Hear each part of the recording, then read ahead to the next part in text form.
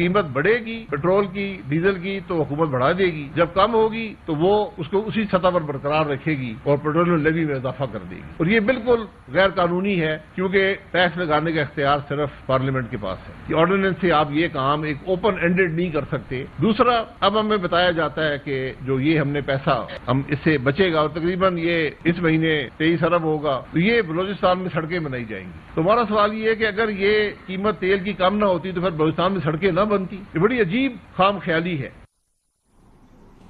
जी राना साहब, ये जो आप लोगों ने अनाउंस किया कि बलूचिस्तान में ये सड़क बनेगी पेट्रोलियम लेवी की कीमत से, अब इशू ये है कि इसमें दो टेक्निकल प्रॉब्लम्स हैं। पहला तो ये सवाल है कि जी ऑर्डिनेंस के जरिए क्या हुकूमत ये काम कर सकती है। दूसरा ये कि आपने यकीन दहानियां कराई हुई IMF को कि पेट्रोल बढ़े कम हो जैसे भी हो, अगर ज्यादा भी कम होगा तो आप उसकी कीमत आवाम तक नहीं उसको रोल ओवर करेंगे, हुकूमत कीमतें कम नहीं करेगी। देखिए, बात यह है कि ऑब्वियसली आपकी PSDP में गुंजाइश मौजूद नहीं है और तो ये जो है ये रास्ता इख्तियार किया जा रहा है। और जिस सड़क की मेरे ख्याल से मिफ्ता भाई बात कर रहे हैं वो मेरा नहीं ख्याल PSDP से बन रही है, वो पंजाब अपनी ADB से बना रहा होगा।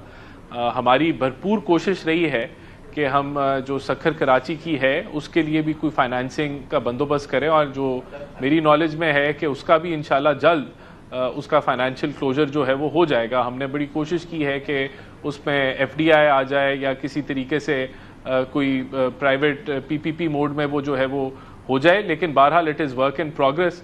जो आपने बात की, देखें हमारे पास क्या ऑप्शन थी। हमारे पास ऑप्शन यही थी कि हम ये प्राइसेस जो हैं वो पास ऑन कर देते और वो एक पॉपुलर मूव होता और डेफिनेटली उसमें जो है वो एक खुशी होती है। लेकिन हमने वो पॉपुलर रास्ता नहीं अपनाया। हमने जो हालिया बलूचिस्तान के अंदर जो मसाइल हैं और जो संगीन मसाइल हैं, तो फिर ये सोचा गया कि हमें रेस्क्यू करने की ज़रूरत है, कनेक्टिविटी बढ़ाने की ज़रूरत है बलूचिस्तान में, और वफाक को जो है वो रोल अदा करना पड़ेगा।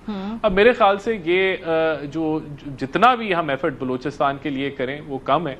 और आपने इसकी लीगैलिटी की बात की, तो डेफिनेटली जो ऑर्डिनेंस है अगर उसके ज़रिए किया जाता है तो जो लीगल पर्सपेक्टिव तो लॉ मिनिस्ट्री देख के ही इसको जो है ये फैसला किया है कि हम इस तरफ बढ़ेंगे और बढ़ रहे हैं बल्कि।